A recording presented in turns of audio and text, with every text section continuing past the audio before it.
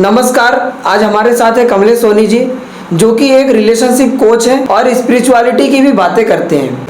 और आज हम समझेंगे कि इन स्पिरिचुअल बातों की समाज में ज़रूरत आखिर है क्यों।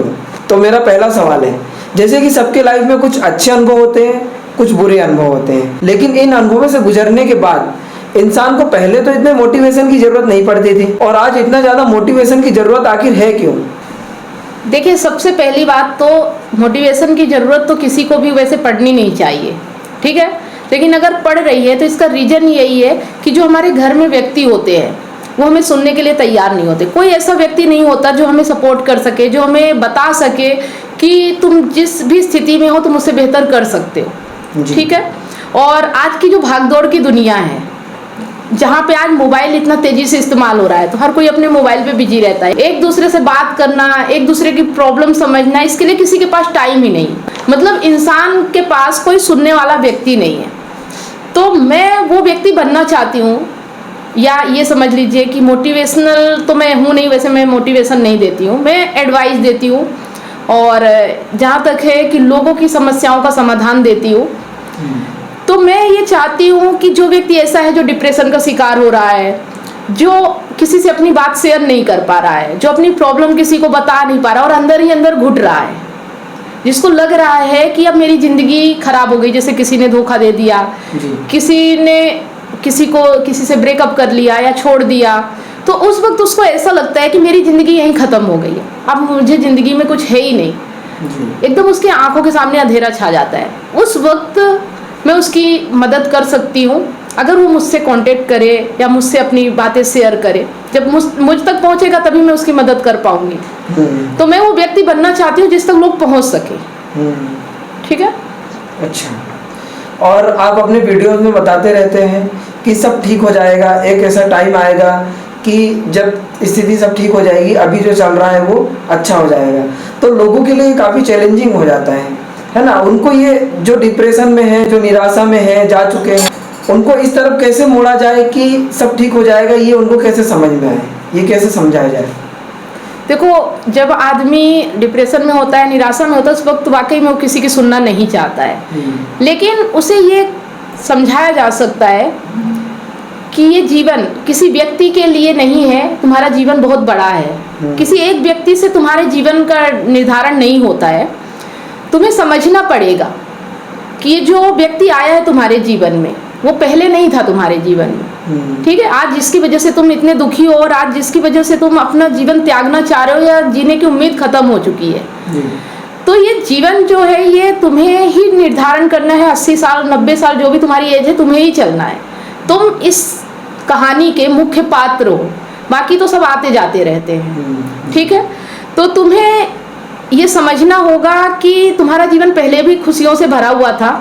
आज तुम्हारे जीवन में ये मुसीबतें आई हैं, और मैं 100% गारंटी देती हूँ कि 2-4 साल बाद तुम्हारे जीवन में फिर खुशियाँ आएंगी, ठीक है। लेकिन अगर तुम इस पल में रुक जाते हो, हार जाते हो, अपने आप में नहीं समझ पाते हो, तो कल जो खुशियाँ तुम्हें मिलने वाली हैं उनका तुम दर्शन नहीं कर पाओगे। तो तुम्हें अपने आप में हिम्मत करनी होगी। इसलिए करना है क्योंकि यहाँ कोई किसी का नहीं है, हमें अकेले ही यात्रा करनी है। और जिस व्यक्ति की वजह से हमारे जीवन में अंधकार छा रहा है, उस व्यक्ति की परवाह हम क्यों करें। अगर वो व्यक्ति हमारे लिए उपयोगी होता तो हमारे जीवन में ये समय आता ही नहीं जो अभी आया है।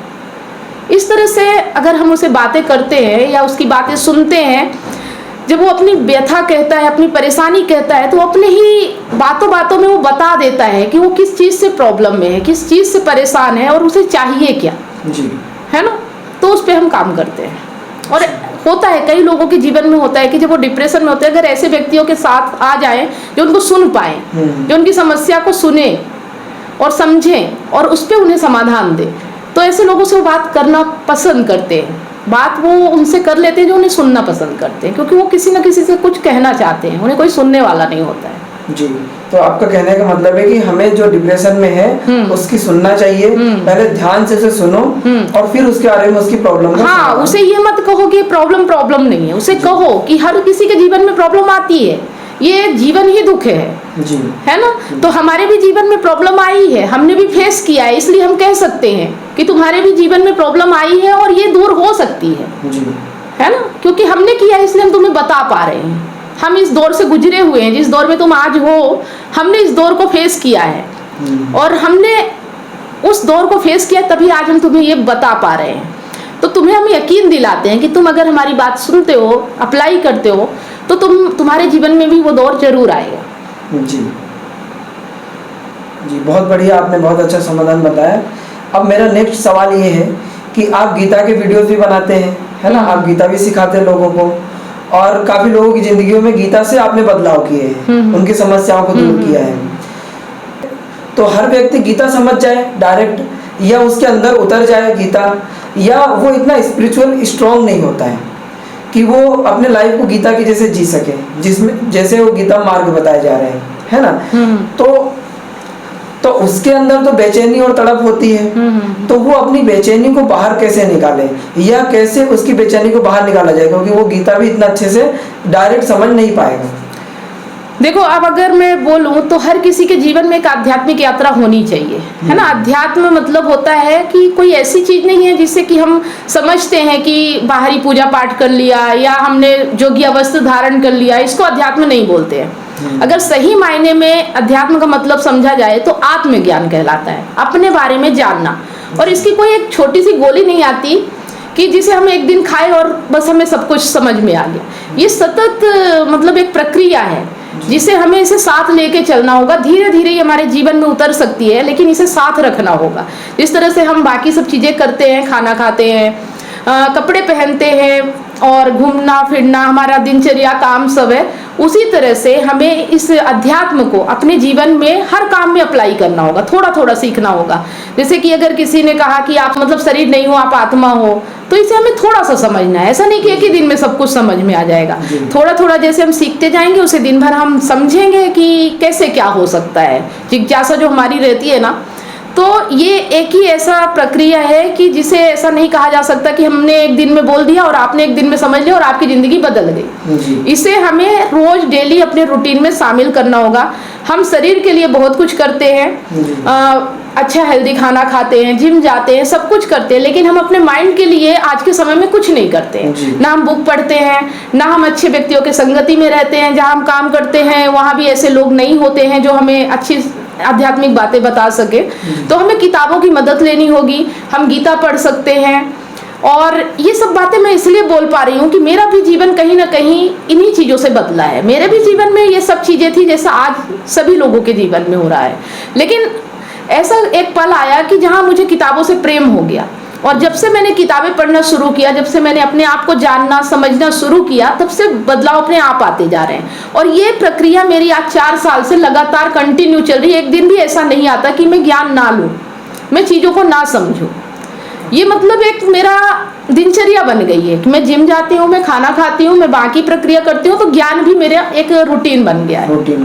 और ये सभी के लिए जरूरी है। जो भी व्यक्ति अपने जीवन में दुख को दूर करना चाहता है, अपने जीवन में सही जिंदगी, सही निर्णय, सही ऊंचाइयों तक पहुंचना चाहता है, तो उसको ज्ञान के बिना कोई और रास्ता है ही नहीं। जी, मतलब आपके कहने का मतलब ये है कि अगर हम अपनी जिंदगी को जी रहे हैं तो थोड़ा सा उसमें अध्यात्म शामिल कर लीजिए। अगर 80% आप अपनी जिंदगी जी रहे हैं तो 20% आप अध्यात्म को लाना शुरू कर दीजिए।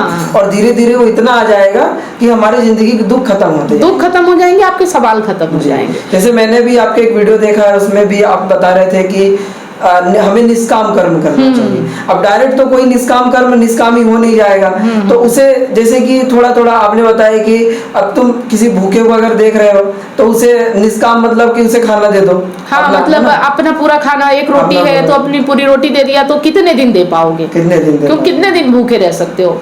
लेकिन अगर आप आधा खुद खाते हो और एक टुकड़ा उसको भी दे देते हो तो उसका भी पेट भरेगा, आपका भी पेट भरेगा। और ये आप प्रक्रिया चालू रख सकते हो। थोड़ा थोड़ा करना शुरू करें, अध्यात्म को जीवन में थोड़ा थोड़ा शामिल करें। और अध्यात्म का मतलब यहाँ कंफ्यूज मत हो जाइएगा। मैं पूजा पाठ मंदिरों जाने वाले अध्यात्म की बात नहीं कर रही हूँ। अध्यात्म की बात कर रही हूँ जहाँ अपने आप को जानने की प्रक्रिया शुरू होती है। मैं कौन हूँ, मेरे विचार क्या है, मेरे डिप्रेशन क्यों आ रहा है, मुझे दुख क्यों आ रहा है, जानना।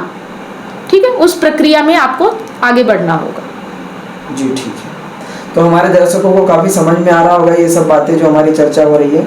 अब इसी में हमारा नेक्स्ट सवाल ये है जैसे आप अपने लाइफ का भी एक्सपीरियंस देते हैं, आपका एक और चैनल है कमलेश सोनी लाइफ एक्सपीरियंस, है ना, तो वो कौन से तरीके हैं,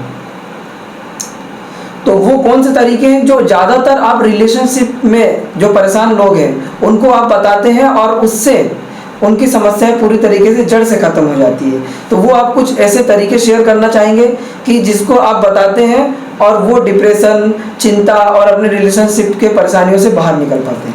देखिए, अगर मेरी बात माने तो मैं आत्मनिर्भर रहना पसंद करती हूँ। मैं हमेशा से आत्मनिर्भर रही हूँ, कभी किसी के ऊपर डिपेंड नहीं रही हूँ। बीच में इमोशनली डिपेंड हो जाती थी कि शायद मुझे यहाँ से सुख मिल जाए, लेकिन अब मैं इमोशनली भी अपने आप को संभाल चुकी हूँ। तो मैं सबको यही सलाह देती हूँ कि आप खुद पहले आत्मनिर्भर बने, किसी के ऊपर डिपेंड ना हो और अपने आप पे ध्यान दें। जब आप अपने ऊपर ध्यान दोगे, अपने आप को खुश रखोगे, अपने आप को बेहतर बनाओगे, तभी लोग आपके पास आना पसंद करेंगे। अगर आप अपने ऊपर ध्यान ना देके किसी और को बेहतर बना रहे हो, किसी बेहतर समझ रहे हो, वो व्यक्ति भी कमजोर व्यक्ति के पास क्यों आना चाहेगा? जो खुद ही दुखी है, जो खुद ही अधूरा है, जो खुद किसी से कुछ पाना चाहता है। तो व्यक्तियों की ये मतलब ये मेंटालिटी होती है और ये समझ लीजिए ह्यूमन नेचर होता है कि हम किसी को कुछ देना नहीं चाहते, हम हमेशा पाने की ही उम्मीद रखते हैं। तो जब आप ही किसी से कुछ पाना चाहोगे तो वो तो आपसे भागेगा ना, क्योंकि वो जान रहा है कि आप उससे पाने के लिए आ रहे हो, तो वो भी तो किसी से पाने के लिए भागेगा ना, आपके पास कैसे आएगा? तो हमें अपने आप को मजबूत बनाना है हर तरह से, फाइनेंशियली, इमोशनली और फिजिकली, मेंटली, जो भी है, हर तरह से हमें अपने आप को स्ट्रांग बनाना है। जी, तो मतलब आपका कहना यही है कि हमें स्ट्रांग बन के रहना है और किसी चीज के पीछे नहीं भागना है। हाँ, तो आपका कहने का मतलब यही है कि हमें किसी और के ऊपर डिपेंड नहीं रहना है, हमें स्ट्रांग बन के रहना है लाइफ में और हमें किसी के पीछे भागना नहीं है, क्योंकि हम जिसके पीछे भागेंगे वो और हमसे तेज भागती जाएगी और हम जिसको छोड़ देंगे वो फिर हमारे पास आना शुरू हो जाएगी, मतलब जो हमें नहीं चाहिए वो हमारे पास आना चालू हो जाएगा। अभी मैंने वीडियो बनाया है जी कि प्यार के पीछे भागने से प्यार नहीं मिलता, प्यार को ठुकराने से प्यार मिलता है। अच्छा। और यही ह्यूमन साइकोलॉजी है जी। और ये भी मजबूती भी तभी आएगी जब आपको आत्मज्ञान होगा जी। बिना आत्मज्ञान के तो संभव ही नहीं है कि आप अपने आप को समझ पाओ, और बिना अपने आप को समझे आप हमेशा ही दूसरों से ही उम्मीदें रखोगे जी। है ना, कि कोई मुझे कुछ दे दे। अगर मान लो बाई चांस आप बहुत पैसे कमाते हो लेकिन कहीं ना कहीं आप इमोशनली किसी के ऊपर डिपेंड हो जाते हो जी। तो डिपेंडेंसी तो बनी रहेगी जब तक आत्मज्ञान नहीं होगा। आत्मज्ञान ही है जो आपको पूर्ण बनाता है। और इसीलिए मैं हमेशा बात करती हूँ कि अगर सच में आपको जानना है, सच में आपको जीवन बेहतर बनाना है, तो सिर्फ एक ही रास्ता है, आत्मज्ञान। और हमने ऐसा एक कोर्स तैयार भी किया है अच्छा। जिसमें हम आपको आपके साथ रह के आपको सिखाएंगे और आपको कुछ वर्क भी दिया जाएगा जिसे आपको अपने जीवन में अप्लाई करना है। वर्क ऐसा नहीं है कि आपको लिखना पढ़ना है अच्छा। वर्क ऐसा रहेगा कि जो चीज आपने सीखा उसे आप अप्लाई कैसे कर पा रहे हैं, उसका आप आत्म अवलोकन होगा। उसके लिए आपसे बात भी की जाएगी कि आपने कितना अपने जीवन में उतारा है, कैसे सीख रहे हैं इसे अच्छा। है ना। तो ये हमारा कोर्स है। तो जो लोग भी अपने जीवन को बेहतर बनाना चाहते हैं हमारे साथ इस कोर्स में आगे बढ़ सकते हैं। और हम गारंटी देते हैं कि हम पूरा तो बेहतर होने की नहीं कह सकते, वो तो आपके ऊपर ही डिपेंड करता है। देखिए कितना भी ज्ञान मिल जाए लेकिन आखिरी निर्णय आपका ही होता है कि आपको बेहतर बनना है या नहीं बनना है, ठीक है। लेकिन हम ये कह सकते हैं कि आप अभी जहाँ पर हैं वहाँ से एक कदम ऊपर जरूर उठ जाएंगे। बहुत अच्छी बात है। और दर्शकों के लिए भी हम आपको बता दें कि कांटेक्ट नंबर जो है वो नीचे दिया जाएगा। आप उसमें व्हाट्सएप करके मैम का जो कोर्स है वो आप परचेस कर सकते हैं और या फिर उस कोर्स में इनरोल हो सकते हैं, और या आप फ्री वेबिनार में भी आ सकते हैं। वेबिनार की भी लिंक नीचे दी हुई रहेगी। अच्छा, तो अब हमारा जो लास्ट सवाल है कि बहुत सारे स्पिरिचुअल गुरु, क्योंकि आप अध्यात्म को फॉलो करते हैं, तो बहुत सारे स्पिरिचुअल गुरु ये बोला करते हैं कि हमें बेफिक्र होकर जीना है, मस्ती में जीना है, सब कुछ खोकर जीना है, सब कुछ भूल कर जियो, है ना।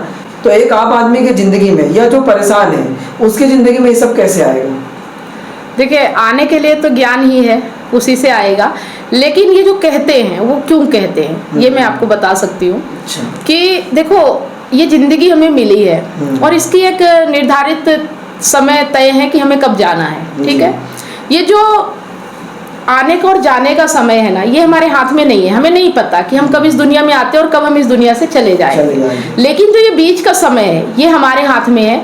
हमारी मर्जी हम इसे रो के गुजारें, हमारी मर्जी से हम हंस के गुजारे, उछल कूद करें, मस्त रहे, सब भूल के जिए, क्योंकि ये हमारे हाथ में है ना। लेकिन दुखी रहना या सुखी रहना ये हमारे हाथ में है, लेकिन जिंदगी और मौत हमारे हाथ में नहीं है। तो इसीलिए बोलते हैं कि जब कुछ चीजें हैं जो संयोगिक हमारे हाथ में नहीं, उसका क्या दुख करना, सब भूल कर जियो। आज आपके पास है, और आज जो है वो सबसे खूबसूरत होता है। आज में जियो, प्रेजेंट में जियो, और प्रेजेंट में आदमी कभी दुखी रहता ही नहीं है। एक चीज ये फैक्ट है, और आप अपनी जिंदगी में देख सकते हैं कि आज आप दुखी नहीं है। आप दुखी है कि कल किसी ने आपके साथ कुछ किया था, और कल क्या होगा आपके साथ, इसी चिंता में आप आज भूल जाते हो, और ये आज आपका दुख बन जाता है। ठीक है, बहुत अच्छी बात आपने बताई है। इसीलिए गौतम बुद्ध जी है, जो कि बहुत बड़े एक आध्यात्मिक गुरु भी उनको मान सकते हैं एक तरह से, तो उन्होंने भी यही चीज बोला कि हमें आज में और इस पल में जीना चाहिए। इस पल में ही सुख है, बाकी तो पीछे की बात तो याद करो, चाहे आगे के भविष्य की कल्पना करो, दोनों में ही हमें दुख मिलना है, और कल्पना में खोए रहते हैं बस हम, है ना, इस पल में नहीं जी पाते हैं। तो बहुत अच्छी बात है, और दर्शकों को भी काफी अच्छे अच्छे अनुभव हुए होंगे हमारे सवालों से और आपके जवाब से, है ना। और अगर आप लोग भी डिप्रेशन में हैं, या कोई परेशानी है, या रिलेशनशिप से रिलेटेड या फैमिली से रिलेटेड, तो आप मैम से काउंसलिंग ले सकते हैं। उसके लिए भी नीचे व्हाट्सएप नंबर दिया गया है, तो उसमें आप मैसेज करके और आप मैडम की काउंसलिंग बुक कर सकते हैं, अपॉइंटमेंट ले सकते हैं, और कहीं ना कहीं मैडम आपको गाइड करेंगे, और आगे आपकी लाइफ में काफी चेंजेस और बदलाव देखने को आपको मिलेगा। और एक चीज आपको ये भी बता दें, जो हमारे साथ बैठे हुए हैं ये भी अपना एक चैनल चलाते हैं, और जो कि बिजनेस से रिलेटिव है। देखिए, जिंदगी में सब कुछ जरूरी होता है, अध्यात्म भी जरूरी है, ज्ञान भी जरूरी है, और साथ में हमें इनकम भी जरूरी है, क्योंकि हमें जीना है तो हमें पैसों की भी जरूरत होती है। तो आप इनके चैनल पे भी जा सकते हैं, और इनसे भी गाइड ले सकते हैं, अगर आपको फाइनेंशियली कोई नॉलेज लेना है तो। जी, और मेरे चैनल की लिंक भी नीचे डिस्क्रिप्शन में दे दी जाएगी, तो आप वहां से भी रिडायरेक्ट हो सकते हैं। तो ठीक है, आप लोगों को काफ़ी आज इस चर्चा में मज़ा आया होगा, और ज्ञान भी मिला होगा, और आध्यात्मिक ज्ञान, हर तरीके का ज्ञान आपको मिला होगा। तो मिलते हैं फिर नेक्स्ट वीडियो में। और यदि आपको यह वीडियो थोड़ा सा भी वैल्यूएबल लगा हो तो इसे लाइक करें, और यदि लगता है कि ये ज्ञान हमारे सहयोगी के साथ, या हमारे मित्रों के साथ, या हमारे परिवार फैमिली मेंबर के साथ शेयर होना चाहिए, तो आप इसे ज़रूर शेयर कीजिए। और यहाँ तक हमारे साथ बने रहने के लिए, हमारी चर्चा में बने रहने के लिए आपका बहुत बहुत प्रेम पूर्वक धन्यवाद। धन्यवाद।